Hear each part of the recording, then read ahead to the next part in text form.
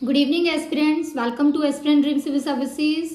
From today, we are going to start UPSC, PFO and APFC exam preparation through the Super Test series. In today's video, I'm going to discuss online entrance test question answer with solution. So UPSC, PFO के लिए जो हमने online test conduct किया था, आज की video में हम कंप्लीट सॉल्यूशन डिस्कस करेंगे. ये टेस्ट हमारे व्हाट्सएप ग्रुप पर हमने कंडक्ट किया था for the online classes and study material regarding. So इस टेस्ट के लिए आपने जैसे ये टेस्ट अटेम्प्ट किया होगा तो आप आज की वीडियो से अपना टेस्ट सॉल्यूशन यहाँ से मैच कर सकते हैं. और इफ़ यू आर गेटिंग 40% अगर आपके मार्क्स बन रहे हैं, क्वालिफाइंग मार्क्स जो है टेस्ट के लिए, so you are able to join our online classes. तो आप सभी अपना आंसर्स यहाँ से चेक कर सकते हैं और हमारे व्हाट्सएप ग्रुप पर उसको ज़रूर शेयर कीजिए कि आपके कितने marks after the attempt of this test बन रहे हैं. सो ये जल्द ही हम इसके लिए स्टडी मटेरियल का प्रोसेस और ऑनलाइन क्लासेस का प्रोसेस स्टार्ट करेंगे. कंप्लीट डिटेल्स के लिए आप हमारे व्हाट्सएप नंबर पर कॉन्टैक्ट कर सकते हैं regarding complete process for the UPSC, PFO, APFC exam preparation with the super test series practice test के साथ. सो जो ये स्टडी मटेरियल है ये बहुत लैंग्वेजेस में रहेगा, इंग्लिश एंड हिंदी, और साथ में हम आपको सुपर प्रैक्टिस टेस्ट पेपर्स भी प्रोवाइड करेंगे कंप्लीट स्टडी मटेरियल के साथ. तो सारी डिटेल्स के लिए आप हमारे व्हाट्सएप नंबर पर कॉन्टैक्ट कर सकते हैं. So let's start with today super test series. Question number 1 is who is the author of the work The Evolution of Provincial Finance in British India, a study in the provincial decentralization of imperial finance. The Evolution of Provincial Finance in British India, study in the provincial decentralization of imperial finance नामक पुस्तक के लेखक कौन है? Options are A Dadabhai Naoroji, B doctor B R Ambedkar, C M N Roy and D Jawaharlal Nehru. So try to give your answer. आप सभी अपना answer comment section में जरूर दें.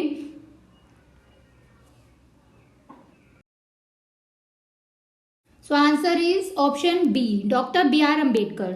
सो the evolution of provincial finance in British India is a book written by the B.R. Ambedkar and it was originally published in, तो ये book कब publish हुई थी? 1924 में. सो डेट भी आपको याद रखनी है एंड ऑथर भी आपको याद रखनी है. Now question number 2 is in the context of international affairs which one of the following is correct about Lord Curzon? अंतरराष्ट्रीय मामलों के संदर्भ में लॉर्ड कर्जन के बारे में निम्नलिखित में से कौन सा एक सही है? A. He advocated a pacifist policy. B. He wanted to establish a British sphere of influence over the Persian Gulf and Ceston. C. He wanted the England and Russia to become friends against China. And D. He wanted to lead a flag waving mission to the USA. So try to give your answer. अपना answer comment section में दे सभी.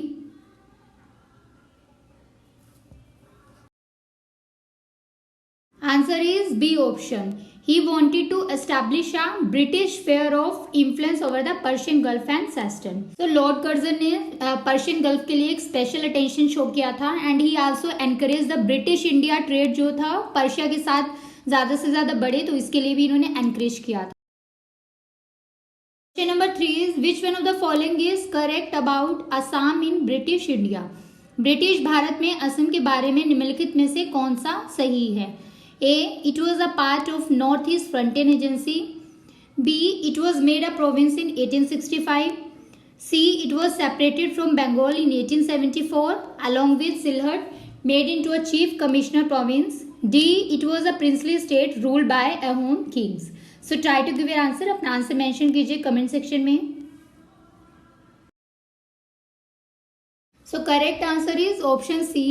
Assam was separated from Bengal in 1874. So Assam Bengal से अलग हुआ था 1874 में. और सबसे ज़रूरी चीज़ ये है कि एक ट्रीटी ऑफ यांडोपू साइन हुई थी 1826 में.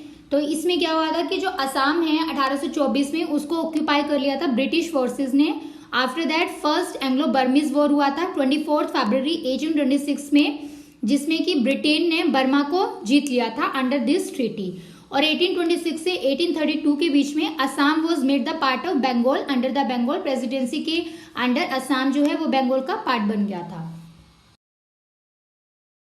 Question number 4 is what were the peasant association set up in Kerala in 1930s called? 1930 के दशक में केरल में स्थापित किसान संघों को क्या कहा जाता है? ए. किसान सभा, बी. कीर्ति किसान, सी. कर्षक Sangam, D Kisan Morcha. So try to give your answer, अपना आंसर दीजिए सभी। Answer is C option, Karshaka Sangam. So Malabar region, जो केरल का मालाबार रीजन है, it was a powerful peasant movement वहां पर हुआ था, जिसकी वजह से मेनली जो कांग्रेस सोशलिस्ट पार्टी एक्टिविस्ट थे, they were working among the peasants. तो 1934 से वो मिलकर काम कर रहे थे and they were touring the villages में जाते थे और वहां पर उन्होंने कर्षक संगम यानी पीजेंट एसोसिएशन सेटअप की थी। Question number 5 is why did the Congress declare 9th May to be Ethiopia day? Congress ने 9 मई को इथोपिया दिवस घोषित क्यों किया था? A, because the Ethiopians declare their support for the cause of Indian independence from British rule. B, because Ethiopia became independent from Britain on that day. C, because Ethiopia was attacked by Italy in early 1936 and their resistance was considered freedom struggle. D, because Ethiopian leaders denounced the Mussolini. So try to give your answer, अपना answer दीजिए सभी।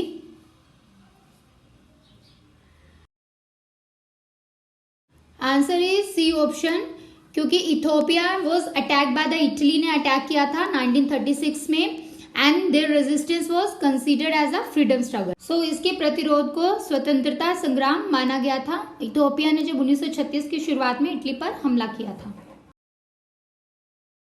Question number 6, who set up the Bharat Stri महामंडल which first met in Allahabad इन 1910? भारत स्त्री महामंडल की स्थापना किसने की थी, जिसकी पहली बैठक 1910 में इलाहाबाद में हुई थी? A, Annie Besant, B, Mehrbai, C, Sarla Devi Chaudhrani and D, Tarabai Shinde. So try to give your answer in the comment section. Answer is C option, Sarla Devi Chaudhurani.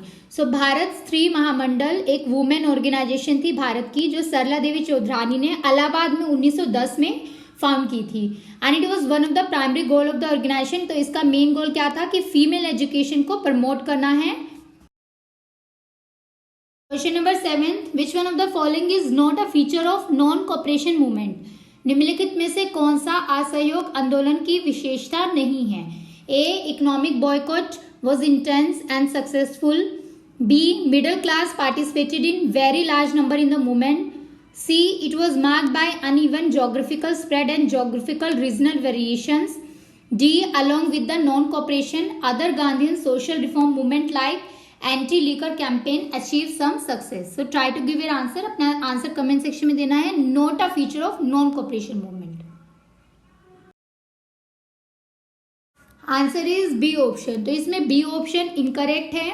Non cooperation movement में मिडिल क्लास ने लार्ज नंबर में पार्टिसिपेट नहीं किया था, so this is the incorrect option. Other options are correct.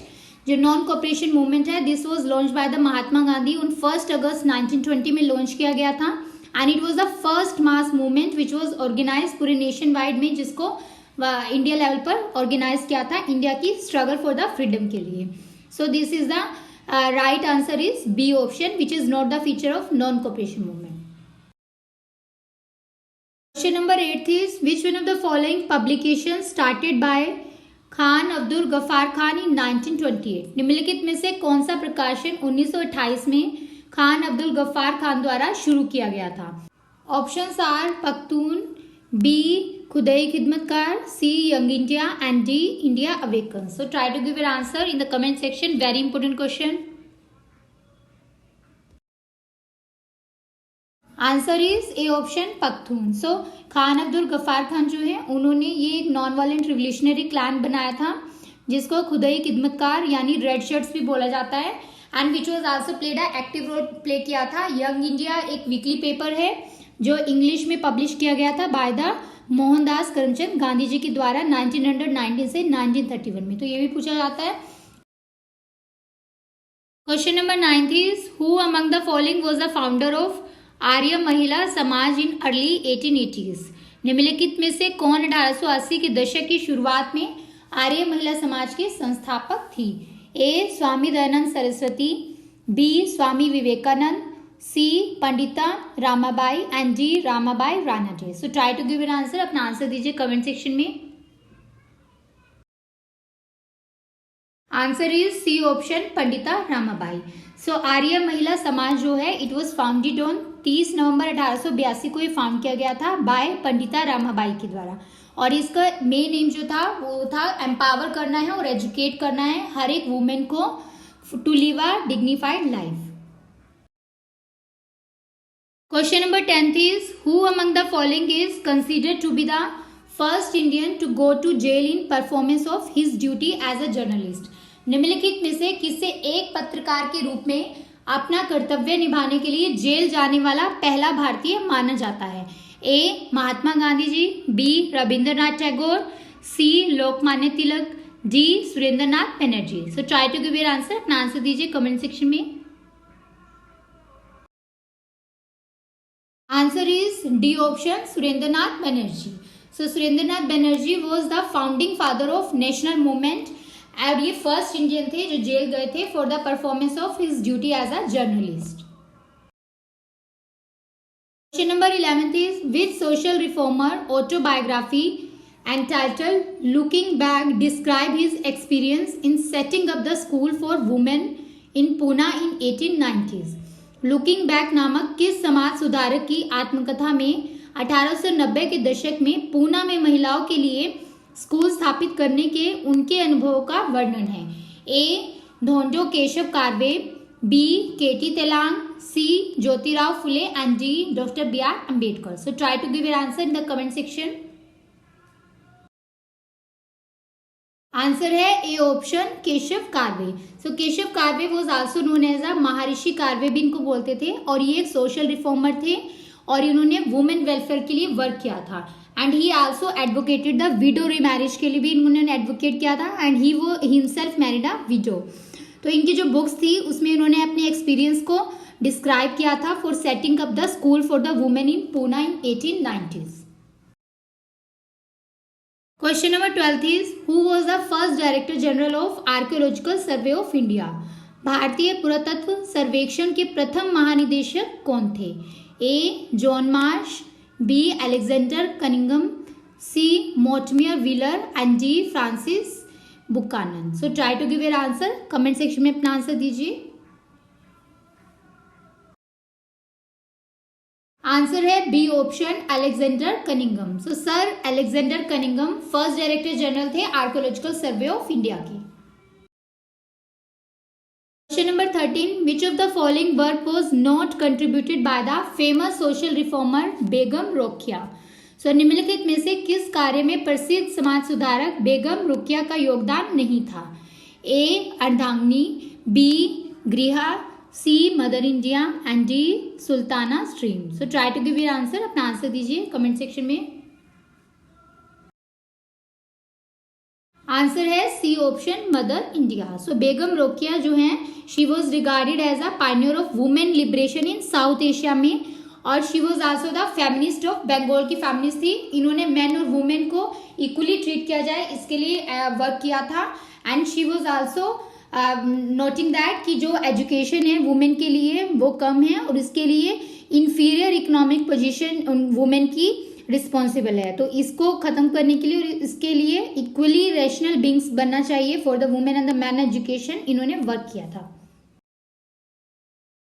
Question number 14, which one of the following is not a characteristic of Mughal Chronicle? निम्नलिखित में से कौन सी एक मुगल इतिहास की विशेषता नहीं है? A. They present a continuous chronological record of event. B. They were a repository of factual information among the Mughal. C. They allow us to understand how imperial ideologies were created and disseminated. D. They contain the brief biographies of the authors of chronicles. So try to give your answer. अपना answer comment section में दीजिए सभी।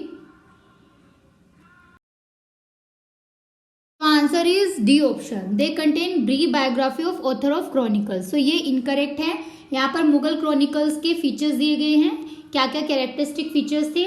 सो Chronicle commission किया गया था by the Mughal emperors. These are the important source था जिसमें empire और उसके कोर्ट के बारे में स्टडी किया गया था। तो इसमें से डी ऑप्शन जो है वो इसमें मेंशन नहीं है, इसलिए आंसर हो जाएगा D. Question number 15, forced labor or beggar is the violation of which one of the following articles of Constitution of India? जबरन मजदूरी या भिखारी भारत के संविधान के निम्नलिखित में से किस अनुच्छेद का उल्लंघन करते हैं?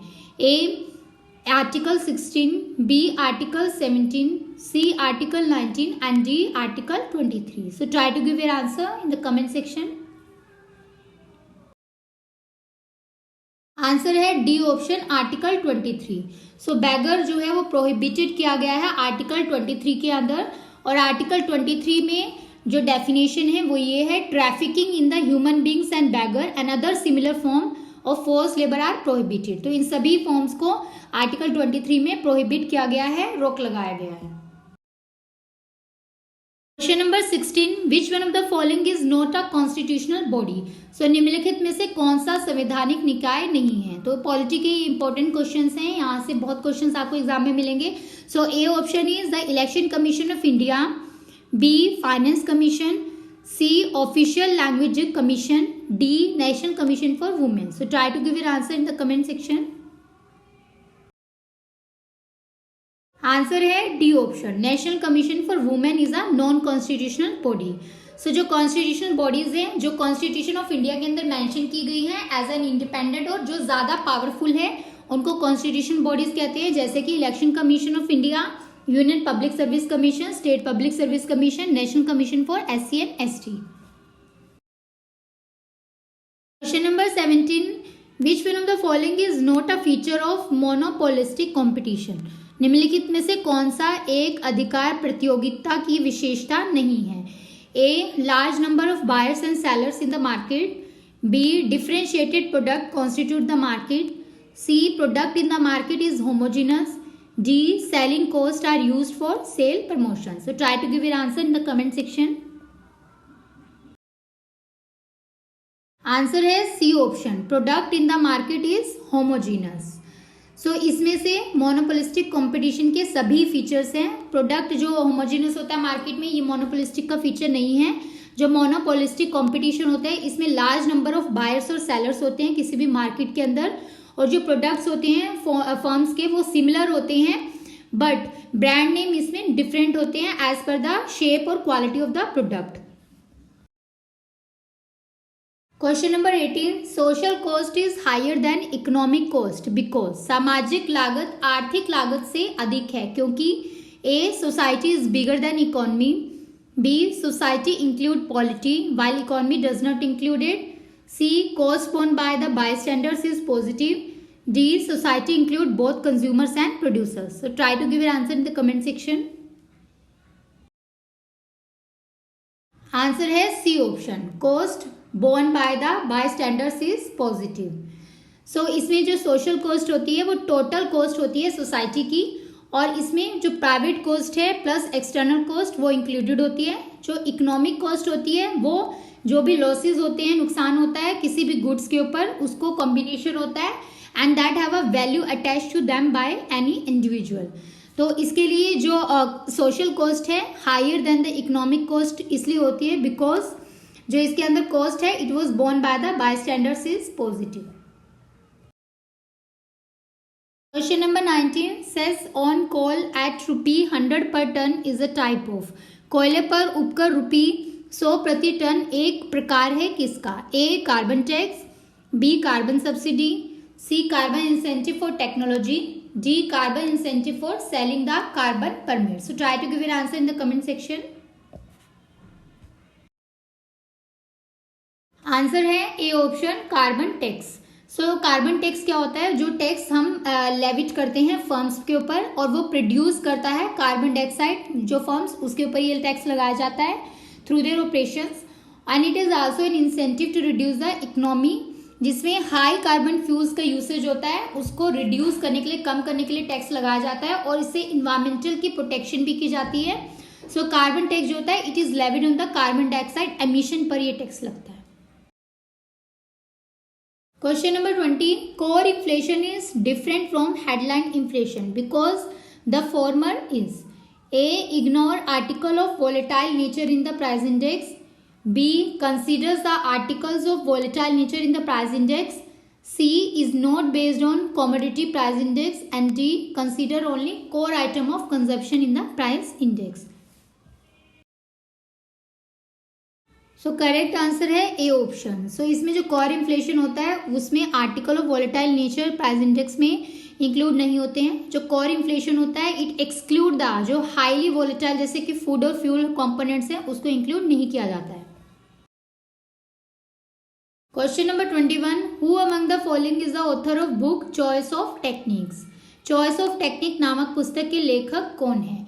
ए K Sen, B K N Raj, C V K R V Rao, D option A Sukhamoy Chakravarty. So try to give an answer in the comment section. Answer है A option A K Sen. So choice of technique के author है A K Sen. Question number 22, panchayat extension to schedule area act 1996 permit the self governance of natural resources by. Panchayat अनुसूचित क्षेत्रों तक विस्तार अधिनियम 1996 द्वारा प्राकृतिक संस्थानों के स्वशासन की अनुमति देता है। A gram sabha, B gram panchayat, C chairman of gram panchayat and D forest dweller of village situated in the areas mentioned in the 5th schedule of the constitution. So try to give your answer in the comment section. Answer है A option ग्राम सभा। सो इसमें जो ग्राम सभा है it also permit the self governance of natural resources. Question number 23, a stand up enterprise can be establish in which sector. एक stand up उद्यम स्थापित कहां पर किया जा सकता है? 1 farming sector, 2 manufacturing sector, 3 service sector, 4 trading sector. So select your correct answer from the given codes. A option है 1, 2 and 4, B 1, 2 and 3, C 1, 3 and 4 and D 2, 3 and 4। So try to give your answer in the comment section.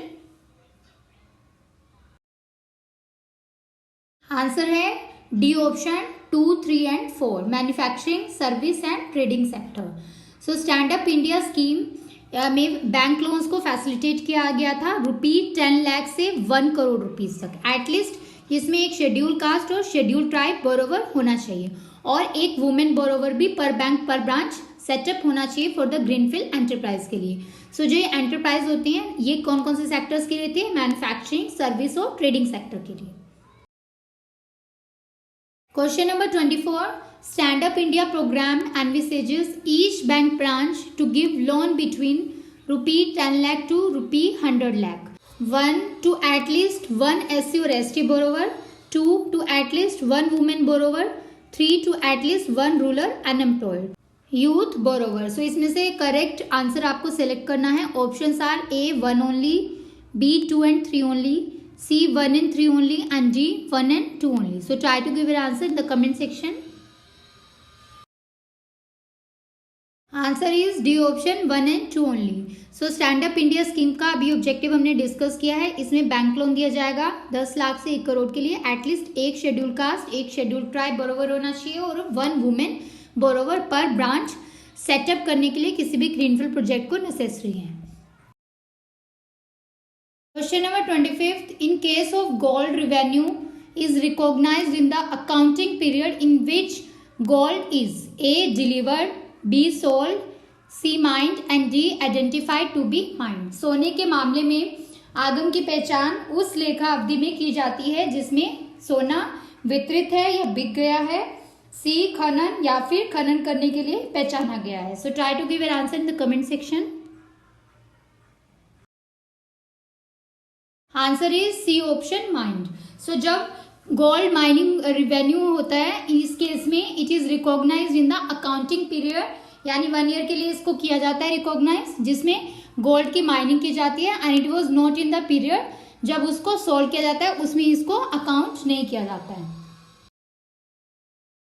Question number 26, as per the traditional approach expense to be matched with revenue is based on A original cost, B opportunity cost, C replacement cost and D cash cost. So try to give an answer in the comment section. Answer है A option original cost. So original cost जो होती है ये total price जो associated होता है with the purchase of an asset उसको हम ओरिजिनल कॉस्ट कहते हैं। तो ओरिजिनल कॉस्ट जो होता है किसी भी एसेट का उसको हम कंसीडर करते हैं for the consideration of all the items जो एट्रीब्यूटेड होती हैं टू इट्स परचेज। सो इसको परचेज से लेकर एसेट के यूज तक जो भी कॉस्ट एट्रीब्यूट की जाती है उसको हम ओरिजिनल कॉस्ट मानते हैं।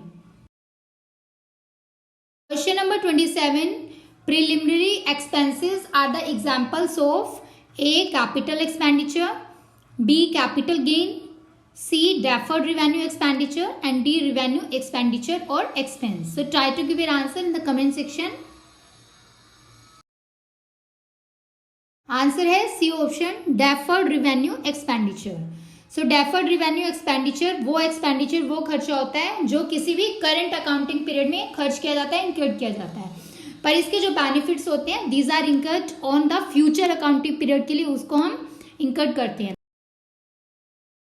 Question number 28, depreciation of fixed asset is an example of A deferred revenue expenditure, B capital expenditure, C capital gain and D revenue expenditure या फिर expense. So try to give your answer in the comment section. अचल संपत्तियों का मूल्यह्रास का एक उदाहरण क्या है? आंसर है डी ऑप्शन, रिवेन्यू एक्सपेंडिचर या फिर एक्सपेंस। सो रिवेन्यू एक्सपेंडिचर क्या होता है? इट रेफर्स टू द वो फंड्स जो स्पेंड किए जाते हैं किसी भी कंपनी के द्वारा अपनी रेगुलर फंक्शनिंग सिस्टम को मेंटेन करने के लिए। सो ये प्रॉफिट जनरेटिंग कैपेसिटी जो है इस कंपनी की उसको बूस्ट अप नहीं करता है, और it is the total cost incurred by in company, जो गुड्स या सर्विसेज को प्रोड्यूस करने में लिए टोटल खर्चा किया जाता है किसी भी कंपनी का, वो इसमें आ जाएगा। And it also contribute to the revenue generation during accounting period में जितना भी रिवेन्यू इससे जनरेट होता है गुड्स एंड सर्विसेज जो प्रोड्यूस हुई हैं कंपनी में। Question number 29, in the contest of accounting the term IFRS stand for. Options are A international financial reporting standard, B Indian financial reporting standard, C Indian Financial Reporting System and D International Financial Reporting System. So try to give your answer in the comment section. Answer है A option, international financial reporting standard. So जो IFRS होते हैं ये setup करते हैं accounting standards जो govern करते हैं कि कितने टाइप ऑफ ट्रांजेक्शन्स हुए हैं किसी भी इवेंट्स के फाइनेंशियल स्टेटमेंट्स के थ्रू इसको रिपोर्ट किया जाता है। And they were developed and maintain by the international accounting standard board, इसको डेवलप करते हैं और मेंटेन भी करते हैं। Question number 30, income and expenditure account is A real account, B personal account, C nominal account and D capital account. आय और व्यय का खाता क्या है? So try to give your answer in the comment section में आंसर दीजिए अपना। आंसर है C option, nominal account. So nominal account जो होते हैं these are use to keep track of financial transactions को ट्रैक करने के लिए कि कितने यूजली एक साल के अंदर कितने ओवर अ पीरियड के अंदर कितनी ट्रांजेक्शन्स हुई हैं फाइनेंशियल ट्रांजेक्शन्स, उसको ट्रैक करने के लिए नॉमिनल अकाउंट जो है उसका इस्तेमाल किया जाता है। और ये जो अकाउंट्स होते हैं जीरो बैलेंस से शुरू होते हैं and these are closed at the end of each accounting year में इसको क्लोज कर दिया जाता है। Question number 31, legacies are generally capitalized and taken to. A option, capitalized taken to balance sheet, B treated as income, C treated as expenditure and D capitalized and taken to suspense the account. So try to give your answer in the comment section में अपना answer दीजिए सभी। Answer है A option, capitalize taken to balance sheet. So जो receipts होती हैं these are to be recorded in the payment account में, इसको रिसीप्ट्स को रिकॉर्ड किया जाता है, और जो लिगेसी होती है it should be recorded as a capital receipt की तरह इसको रिकॉर्ड करते हैं कोई भी स्पेसिफिक पर्पस के लिए जो रिसीव होता है। तो इसमें जो कैपिटल फंड है it is taken to the balance sheet में इसको ऐड कर दिया जाता है, तो it is capitalize taken to the balance sheet. Question number 32, abnormal loss on consignment is credited to. प्रिसेशन पर असामान्य हानि का श्रेय किसे दिया जाता है? A profit and loss account, B consignee account, C consignment account and D income and expenditure account. So try to give your answer in the comment section. Answer है C option, consignment account. Question number 33, when goods are purchased for the joint venture amount is debited to. जब संयुक्त उद्यम के लिए सामान खरीदा जाता है तो राशि को डेबिट किया जाता है। A purchase account, B joint venture account, C venture capital account and D profit and loss account. So try to give your answer in the comment section. Answer है B option, joint venture account. So joint venture account एक वो agreement होता है जो दो या दो से ज्यादा पार्टीज जो उसको ज्वाइन करती हैं किसी भी स्पेसिफिक बिजनेस को कैरी ऑन करने के लिए। सो इसके लिए एक जॉइंट कंट्रोल किया जाता है जिसमें प्रॉफिट को शेयर किया जाता है। प्रॉफिट या लॉस जो भी होता है वो एग्रीड रेशियो में दोनों के बीच में शेयर किया जाता है। Question number 34, branch account under the debtor system is A real account, B personal account, C nominal account and D liability account. So try to give your answer, comment section में अपना answer दीजिए। Answer है C option, nominal account. Question number 35, which one of the following is not the part of the aim and purpose of ILO as per Philadelphia declaration. निम्नलिखित में से कौन सा Philadelphia घोषणा के अनुसार ILO के लक्ष्यों और उद्देश्यों का हिस्सा नहीं है।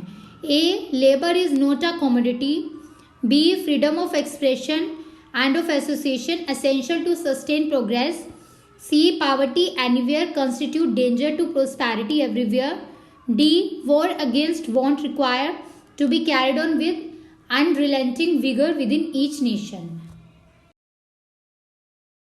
आंसर है D option, war against want required to be carried on with unrelenting vigour. So इसमें राइट आंसर है जो आवश्यकता के खिलाफ युद्ध प्रत्येक राष्ट्र के भीतर अविश्वसनीय शक्ति के साथ चलने की आवश्यकता है और यह पूरी तरह से सरकार की जिम्मेदारी है। सो ये एम और पर्पस नहीं है ILO का, others are the options of aim and purpose of the ILO। तो इसमें जो श्रम एक वस्तु नहीं होती है, लेबर कमोडिटी नहीं मानी जाती है, निरंतर प्रगति के लिए अभिव्यक्ति और संघ की स्वतंत्रता की आवश्यकता होती है, कहीं भी गरीबी हर जगह समृद्धि के लिए खतरा होता है। Question number 36, which one of the following is an exception from the 5 functional type of unionism identified by Robert Hoxie. निम्नलिखित में से कौन सा रॉबर्ट हॉक्स द्वारा पहचाने गए 5 कार्यात्मक प्रकार के संघवाद से अपवाद है। A business unionism, B predatory unionism, C revolutionary and D evolutionary. So try to give your answer in the comment section. Answer है D option, evolutionary unionism. So trade unionism क्या होता है, इसमें जो वर्कर्स होते हैं वो मैनेजरियल डिक्टेटरशिप को ओवरकम कर लेते हैं। Question number 37, which one of the following is the process in which representative of workman and employer involved in an industrial dispute, these are brought together before a third person or group of person, facilitate through mediation to reach a mutually satisfactory agreement। Options are A arbitration, B adjudication, C conciliation and D collective negotiation। So try to give your answer, comment section में अपना answer दीजिए सभी। Answer है conciliation. सो इसमें जो औद्योगिक विवाद शामिल होता है जिसमें श्रमिक या नियोक्ता प्रतिनिधियों के एक तीसरे व्यक्ति या फिर व्यक्तियों के समूह के सामने एक साथ लाया जाता है, जिसमें जो मध्यस्थता होती है उसके माध्यम से संतोषजनक जो भी समझौता है उस तक पहुंचने की सुविधा प्रदान की जाती है। तो इस प्रोसेस को बोला जाता है कंसिलिएशन यानी सुलह कराना। Question number 38, questions relating to the application और interpretation of standing order certified under the Industrial Employment Standing Order Act 1946, they may be referred to A Industrial Tribunal, B Labor Commissioner, C Labor Court and D Industrial Employment Court। औद्योगिक रोजगार स्थायी आदेश अधिनियम 1946 के तहत प्रमाणित एक स्थायी आदेश के आवेदन या व्याख्या से संबंधित प्रश्नों को संदर्भित किया जा सकता है। Try to give your answer, comment section में अपना आंसर दीजिए सभी। आंसर है C option, labour court. So जो गवर्नमेंट होती है वो एम्पावर्ड करती है कि एक या एक से ज्यादा लेबर कोर्ट एस्टैब्लिश होनी चाहिए और उनका मेन फंक्शन होता है कि वो इंडस्ट्रियल डिस्प्यूट जो भी क्रिएट हो उसको सेटल डाउन कर सके, और ये जो मैटर है this is specified in the second schedule. Question number 39, union was membership may cover workers employed in many industries, employment and craft is known as। एक संघ जिसकी सदस्यता में कई उद्योगों, रोजगार और शिल्प में कार्यरत श्रमिकों को शामिल किया जा सकता है, किस रूप में जाना जाता है? A industrial union, B general union, C craft union and D region cum industry level union. So try to give your answer in the comment section. Answer है B option general union. So general union एक trade union होती है जो represent करती है workers को सभी industries और कंपनीज के, rather than just one organisation या फिर किसी पर्टिकुलर सेक्टर को ये ऑर्गेनाइज जो है रिप्रेजेंट नहीं करती है। Question number 40, which one of the following perspective of industrial relation is based on assumption that both the parties strive have the opportunity to exercise economic wages and benefit as well as political control power? Options are A pluralistic perspective, B unitary, C radical and D trusteeship. So try to give your answer in the comment section. Answer है A option pluralistic perspective. Question number 41, provision of worker participation in management of industry is provided under which of the following articles? A article 39A, B article 43A, C article 42 and D article 43B. So try to give an answer in the comment section. Answer है article 43A option B. Question number 42, which one of the following is not a trade union security measure? निम्नलिखित में से कौन सा trade union सुरक्षा उपाय नहीं है? A close shop system, B agency shop system, C open shop system and D union shop system. So try to give your answer in the comment section. Answer है C option open shop system.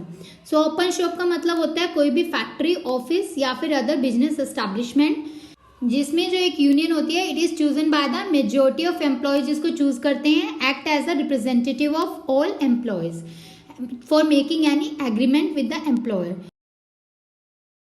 Question number 43, which one of the following is statutory machinery functioning at the central level? केंद्रीय स्तर पर निम्नलिखित में से कौन सा वैधानिक तंत्र कार्य करता है? A central implementation and evaluation committee, B central board for workers education, C standing labour committee and D employ state insurance corporation. So try to give your answer in the comment section. Answer है D option employ state insurance corporation.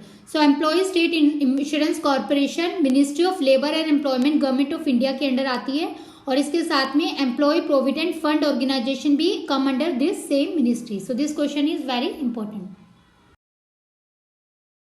Question number 44, which one of the following explain the citizen concept of labour? निम्नलिखित में से कौन श्रम की नागरिक अवधारणा की व्याख्या करता है? A. Labor is largely regarded by the employers as operating organization in industry. B. Labor is affected by the law of demand and supply. C. Labor has a right to be consulted in regard to the terms and condition. D. Labor is a cog in the machine. So try to give your answer in the comment section. Answer है C option. Labour जो है they have the right to be consulted in regard to terms and condition under which they are suppose to work. तो जिन terms और condition में labours को work करना है उनका राइट है कि वो उसके बारे में जानकारी ले सकते हैं और कंसल्ट कर सकते हैं. Question number 45, who among the following can be appointed as a chairman of central advisory board constituted by central government under the minimum wages act of 1948? निम्नलिखित में से किसे न्यूनतम मजदूरी अधिनियम 1948 के तहत केंद्र सरकार द्वारा गठित केंद्रीय सलाहकार बोर्ड के अध्यक्ष के रूप में नियुक्त किया जाता है? A one of the independent member of the board, B one of the employers representative of the board, C, one of the employee representative of the board, and D, functionary of the government nominated government. So try to give your answer in the comment section.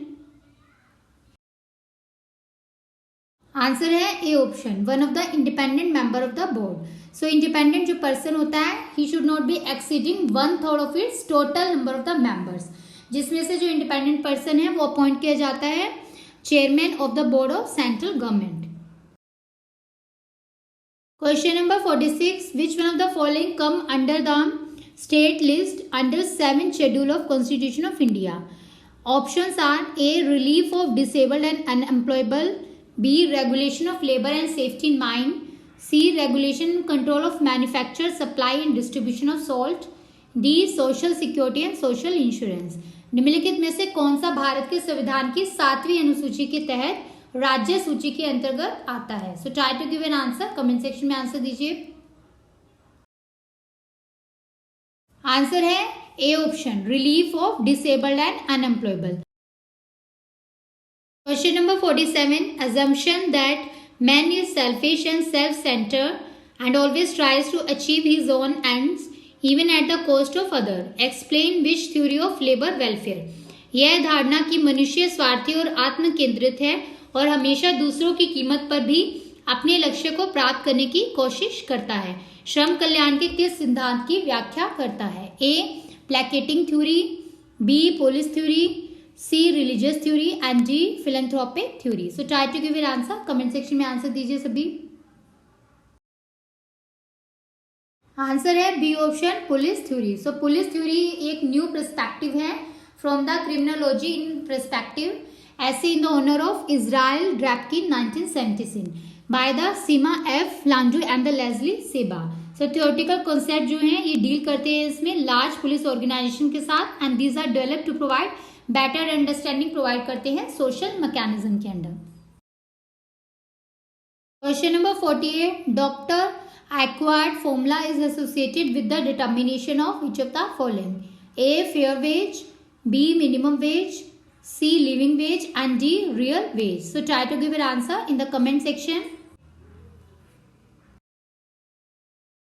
Answer है B option, minimum wage. So minimum wage एक lowest remuneration होता है जिसमें जो employers होते हैं वो legally पे करते हैं अपने एम्प्लॉयज़ को. तो इसमें जो प्राइस फ्लोर होता है दैट इज बिलो, जिसमें एम्प्लॉयज जो होते हैं वो काम नहीं कर सकते हैं और अपनी लेबर को सेल नहीं कर सकते हैं. So most of the countries में मिनिमम वेज लेजिस्लेशन को इंट्रोड्यूस किया गया था by the end of 20th century में. Question number 49, for the first time in India medical benefit as a non cash benefit was provided under which of the following act? Bharat में पहली बार गैर नगद लाभ के रूप में चिकित्सा लाभ प्रदान कब किया गया था? A, employ state insurance act 1948, B, factory act 1948, C, maternity benefit act 1961, and D, mines act of 1952. So try to give your answer in the comment section. Answer है A option, employ state insurance act of 1948. So जो ये act है ये provide करती है जो benefits हैं employees को इन द केस ऑफ अगर सिकनेस हो, मैटरनिटी या फिर एम्प्लॉयमेंट इंजरी हो जाए, और इसमें प्रोविजन भी है for the certain other matters in relation there to.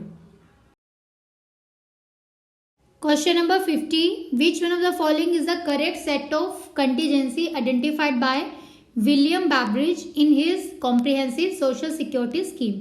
William Beveridge द्वारा अपनी व्यापक सामाजिक सुरक्षा योजना में पहचाने गए अक्षमताओं का सही सेट निम्नलिखित में से क्या है? A, want, disease, ignorance, squalor and idleness, B, want, sickness, disability, squalor and idleness, C, want, disease, old age, squalor and unemployment, D, disease, invalidity, old age, unemployment and ignorance. So try to give your answer in the comment section. Correct answer है A option, want, disease, ignorance, squalor and idleness. So William Beveridge एक liberal economist थे. इन्होंने report prepare की थी which was known as the बैब्रिज report जिसे कहते हैं, and it was the social insurance government report थी जो नवंबर 1942 में पब्लिश की गई थी. Question number 51, which one of the following gases has the highest solubility in water? निम्नलिखित में से कौन सी गैस में जल में उच्चतम विलेयता है? A, chlorine, B, ammonia, C. Carbon dioxide, and D. Nitrogen. So try to give your answer in the comment section. Answer है बी ऑप्शन अमोनिया. सो अमोनिया जो है उसकी हाईएस्ट सॉल्युबिलिटी है वाटर में, around 31% weight by weight.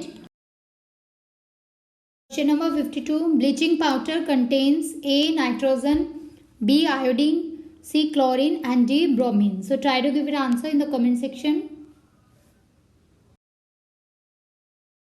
Answer है C option chlorine. So calcium hypochlorite, इसे commonly bleaching powder भी कहते हैं और इसका जो केमिकल फॉर्मूला है दैट इज CaOCl2. ये पेल येलो कलर पाउडर होता है with the strong smell of chlorine. Question number 53. What is the casual agent of chikungunya? Chikungunya के प्रेरक कारक क्या है? A. Non chlorophyllous bacterium, B. Nematode, C. Virus, D. Fungus. So try to give your answer. Comment section में answer दीजिए. Answer है C option virus. Question number 54. Bioremediation is a technology which is being extensively utilised in controlling A. Global warming, B. Melting of glacier, C. Ozone depletion, and D. Heavy metal pollution. So try to give your answer in the comment section. Answer is D option heavy metal pollution. So bioremediation एक process है जिसमें mainly microorganisms, plant और microbial plant enzymes को use किया जाता है to detoxify its contaminant in the soil. Soil से या फिर अदर इन्वायरमेंट से डिटॉक्सिफाई करने के लिए माइक्रो ऑर्गेनिजम्स का इस्तेमाल किया जाता है the process of bioremediation. Question number 55. Beauty of some historical monuments is greatly affected by the growth of certain living organism. These organisms belong to which one of the following group? कुछ ऐतिहासिक स्मारकों की सुंदरता किस जीवित जीवों की वृद्धि से बहुत प्रभावित होती है? ये जीवित जीव निम्नलिखित में से किस समूह से संबंधित है? A. Amphibious plants, B. Lichens, C. Bacteria, and D. Viruses. Answer है बी ऑप्शन लाइकन. सो जो कल्चरल हेरिटेज मॉन्यूमेंट्स होते हैं ये डिसकलर्ड हो जाते हैं, इनका कलर फेड हो जाता है due to the degraded by the growth and activity of lichens. Question number 56. Which one of the following has the characteristic of both an animal as well as plant? निम्नलिखित में से किसमें एक जानवर और एक पौधे दोनों की विशेषताएं हैं? A. Fern, B. Earthworm, C. मोज, and D. Euglena. So try to give your answer in the comment section. Answer है डी ऑप्शन यूग्लेना. सो यूग्लेना एक यूनिसेलुलर ऑर्गेनिज्म है जिसमें प्लांट्स और एनिमल्स दोनों की कैरेक्टरिस्टिक्स पाई जाती हैं. Question number 57. Which one of the following is the सिनोनियम of the word written in capital letter in the sentence the fundamental character of an individual define his life? A. productive, B. essential, C. successful, D. effective. So try to give your answer. Answer है B option essential. Now question number 58. Which one of the following is the synonym of the word written in capital letter? She is an immaculate soul whose presence makes all the difference. So immaculate का synonym similar word क्या है? So try to give an answer. Answer है A option spotless. Question number 59. Which one of the following is antonym of the word written in capital letter? There is a great deal of enmity. So enmity का antonym यानी opposite word बताना है. A. amity, B. cooperation, C. dispute, and D. hostility. So answer है A option amity. Question number 60. Which one of the following is antonym of word written in capital? She was reluctant to sell her car. A. anxious, B. happy, C. eager, and D. unwilling. Answer है C option eager.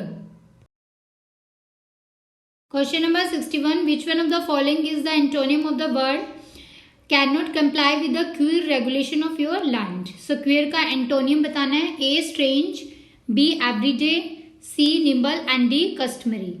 Answer है D option customary. Question number 62. Which one of the following part of the sentence as you know that ignorant are easily duped has an error? A, as you know, B, that the ignorant, C, are easily duped, and D, no error. So try to give your answer.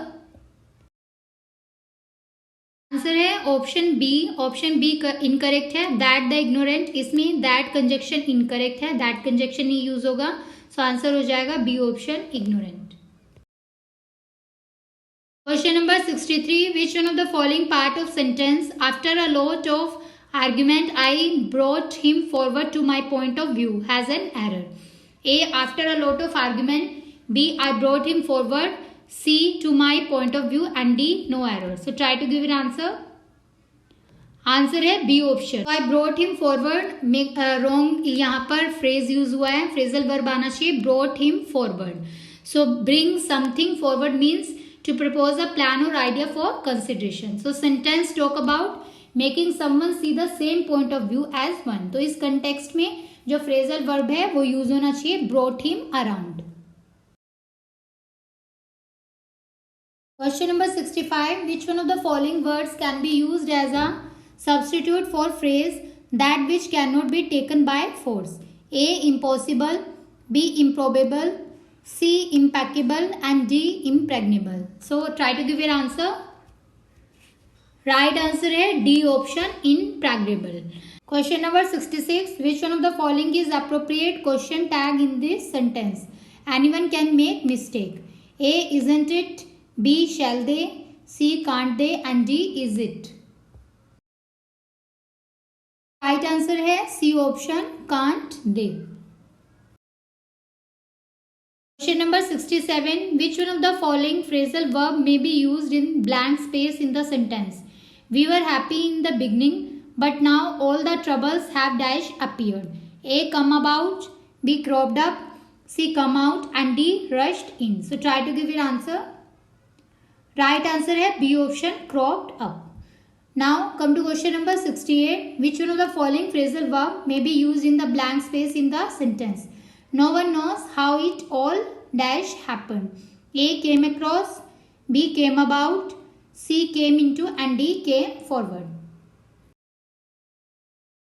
Answer है B option, came about. Question number 69. Which one of the following can be used as a substitute for the word written in capital letter? There is no meaning to cry over the spilt milk, since the matter is over. A, no use of worrying about. B, no use of spilling now. C, no use of celebration. And D, no use of asking for. So try to give your answer in the comment section. Answer है A option, no use of worrying about. Now come to question number 70. Which one of the following can be used as a substitute for the word written in capital letter? Serving the sufferer is true yeoman service. A, risky job. B, amusing job. C, excellent work. And D, unwanted job. So try to give your answer. Answer is C option, and an excellent work. Question number 71. Who has launched the new artificial intelligence chat box GPT-4? A, OpenAI. B, Google. C, Signature AI. And D, Twitter. So try to give your answer. Answer है A option, OpenAI. So OpenAI ने GPT-4 को release किया था, जो latest version है popular artificial intelligence chat box chat GPT का. So new model जो है that can response to the images को भी वो रिस्पॉन्स करेगा. Question number 72. Which Indian American has been appointed as assistant secretary of US air force? A, Ravi Chaudhary. B, Neal Mohan. C, Vivek Ramaswamy. And D, Arun Subramaniam. So try to give your answer. Answer है A option, Ravi Chaudhary. Question number 73. India has signed a memorandum of cooperation with which country for cooperation in the field of research? A, Sweden. B, Switzerland. C, Norway. And D, Portugal. So सभी अपना answer दीजिए comment section में. Answer है A option, Sweden. Question number 74. Who has been selected by the US Senate as the next US ambassador to India? A, Kenneth Jester. B, Atul Kashyap. C. Eric Gassity, and D. A. Elizabeth Jones. So try to give your answer in the comment section. Answer है C option, Eric Garcetti. Question number 75. Who has become the first woman loco pilot of Vande Bharat Express train? A. Shiva Chauhan, B. Meera Nayak, C. Aditya Singh, and D. Surekha Yadav. So try to give your answer. Answer है D option, Surekha Yadav. So Surekha Yadav ने pilot किया था Vande Bharat express train को between Solapur station and Chhatrapati Shivaji terminus in Mumbai. Question number 76. According to the report of Stockholm International Peace Research Institute, which is the world largest importing country of weapon? A. China, B. India, C. France, and D. Qatar. So try to give your answer in the comment section. Answer is option B, India. So जो main supplier है all the three is the USA. India जो है वो world का top arm importer है.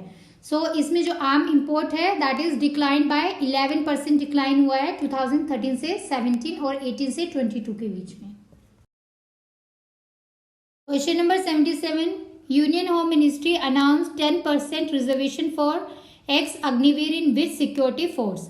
ए. CISF, B. CRPF, C. RAF, and D. ITBP. So try to give your answer in the comment section. Answer है A option, CISF. So former Agniveer जो है उनको 10% reservation मिलेगा central industrial security force job vacancies में. Question number 78. Who won the ICC man player of the month award for the month of February? A. Harry Brook, B. Shubham Gill, C. Joss Butler, and D. Virat Kohli. So try to give your answer in the comment section. Answer है A option, Harry Brook. ICC women player of the month Ashleigh Gardner जो Australia से हैं और England के Harry Brook जो है ICC man player of the month है. Question number 79. Which bank has become the official banking partner of Mumbai Indian? A. HDFC bank, B. IDFC first bank, C. State bank of India, and D. Axis bank. So सभी अपना answer दीजिए comment section में. Answer है B option, IDFC first bank.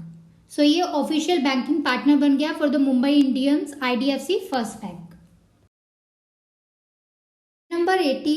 Which airport top the list of world first airport release by the Skytrax? A. Munich, B. Zurich, C. Singapore Changi, and D. Indira Gandhi international airport.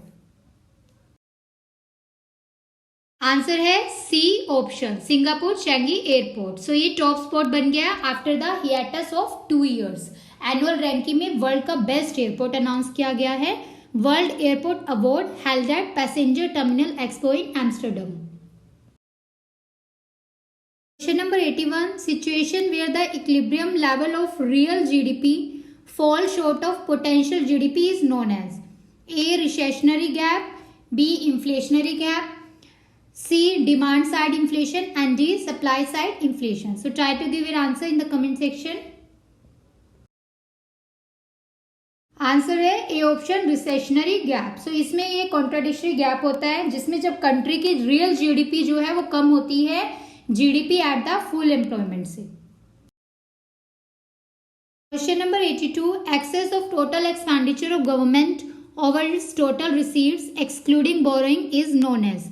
A. Primary deficit, B. Fiscal deficit, C. Current deficit, and D. Capital deficit. So try to give your answer in the comment section. Answer है B option, fiscal deficit. So fiscal deficit ये condition होती है जब government का expenditure यानी खर्चा ज्यादा हो जाता है over the revenue in a particular year. Question number 83. Exchange rate state the value of one currency in terms of other currency. Which one of the following statement with respect to exchange rate of currency is correct? A. Floating exchange rate are the rate in which government interfere by buying or selling of their currency. B. Fixed exchange rate are the rates set up by the government decisions and maintained by government action. C. Under the Bretton Woods system, exchange rates are floated in terms of rise or fall in the price of gold. D. Under the classical gold standard, exchange rates are fixed in terms of price of dollar. So try to give your answer in the comment section. Answer है B option. Fixed exchange rate वो rate होते हैं which are set up by the government decisions and these are maintained by the government actions. Question number 84. Which one of the following is not a function of money? A. Act as an intermediate in the exchange process. B. Act as a store of value. C. Used as a unit of account. And D. Used for regulating consumption. So try to give your answer in the comment section. Answer is D option. Used for regulating consumption is not a function of money. So money has taken many forms through the ages, but money जो है consistently इसके 3 function है, store of value, unit of account and medium of exchange के लिए. Question number 85. What was the theme of union budget 2023-24? A. Aspirational India, economic development and lastly B. Ease of living, C. Vision for Amritkaal and D. Sabka Saath Sabka Vikas और Sabka Vishwas. So try to give an answer in the comment section. Answer है C option, vision for Amrit Kaal. Question number 86. When was Gandhian plan started? A. 1944, B. 1952, C. 1934 and D. 1948. Answer is A option, 1944. So Gandhian plan को introduce किया था by S N. Agarwal for the expansion of small unit production and agriculture. Question number 87. Which one of the following statement is are not correct regarding rolling plan? A. After the termination of 6th 5-year plan, rolling plan came into effect from 78 to 1990. B. In 1980, Congress rejected the rolling plan and new 6th 5-year plan was introduced. C. 3 plans were introduced under the rolling plan.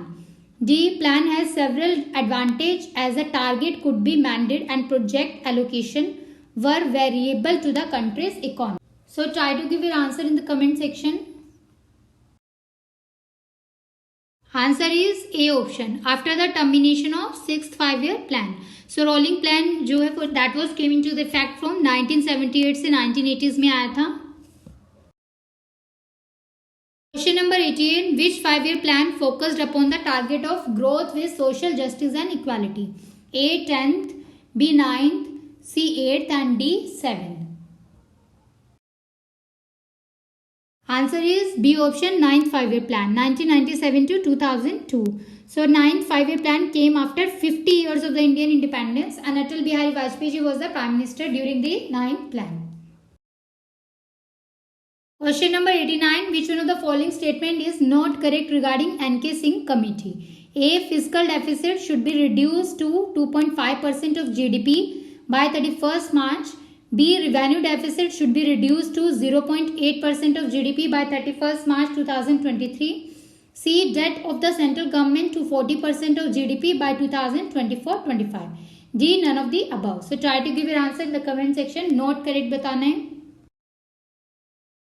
Answer is D option, none of the above. It means all statements are correct. Question number 90. Which one of the following statement is are not correct regarding zero-based budgeting? A. Existing government program can be discarded under ZBB if they are found to be outdated.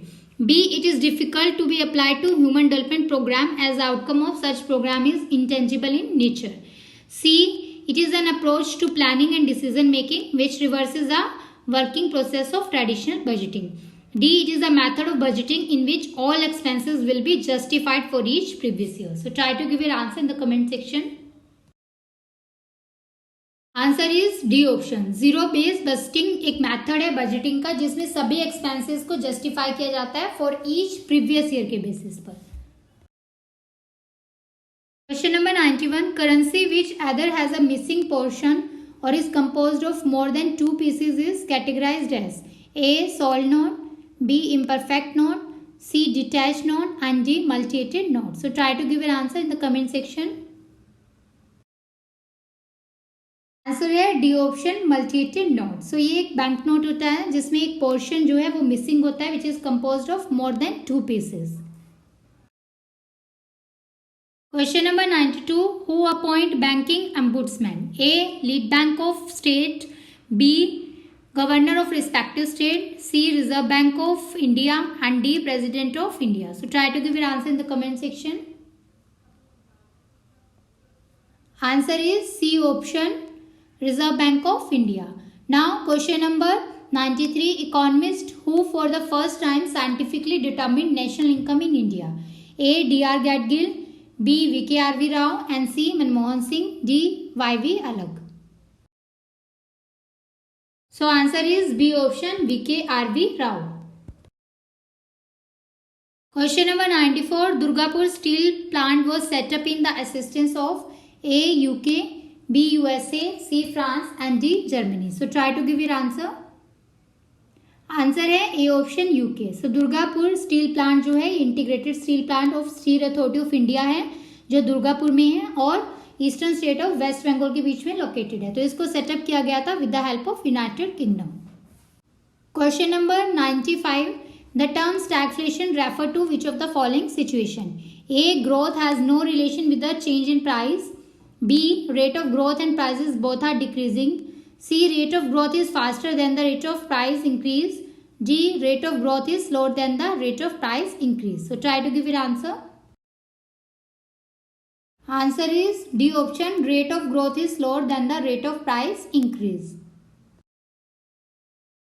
Question number 96, in the parlance of economy or commerce, what is gilt edge market? A, gold and silver market, B, industrial security market, C, market of safe security, and D, market of software technology products. So try to give your answer in the comment section. Answer is B option, industrial security market. Now question number 97 is from the reasoning.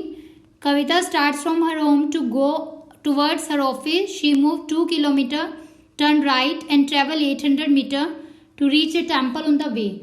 At the temple, she turns left and moves 2 km and reaches her office. If Kavita is now traveling in the east direction, in what direction is Kavita office with respect to her home? A, south, B, southeast, C, east, and D, southwest. So answer is B option, southeast. Question number 98 to 100 is of reasoning. A group of 6 scholars U, V, W, X, Y, Z have to choose one major, one minor specialization at B school. X minor specialization is financial management, while 3 others have their major specialization. So you have to solve this question and try to give your answer in the comment section. Number 98, what is the major specialization of X? 99, which of the following student has strategic behavior as a subject? And 100 is which one of the following has operational management as major subject? Answer of 98 question is A option, IT, and answer of 99 is C option, V, and answer of 100 is B option, X. This is all about today's UPSC, PFO, APFC exam super test series. So आप सभी अपने marks यहाँ से count करके WhatsApp group पर ज़रूर mention करें जो हमारे व्हाट्सएप ग्रुप से जुड़े हुए हैं। और after that we are providing you online classes के लिए और super test series study material के लिए प्रोसेस हमें आपको स्टडी मटेरियल का जो डिटेल्स है सब व्हाट्सएप नंबर पर ही शेयर करेंगे। तो उसके लिए जो प्रोसेस है वो आप व्हाट्सएप नंबर पर ही कंप्लीट कर सकते हैं regarding study material of UPSC, PFO and Patna high court assistant exam के लिए भी हम स्टडी मटेरियल प्रोवाइड करते हैं। And BPSC assistant architect exam postpone हो गया, so you can order the book now. So this is all about today's video. जल्दी मिलेंगे हम न्यू वीडियोस के साथ for the UPSC, PFO and other exam. So thanks for watching this video. जय हिंद।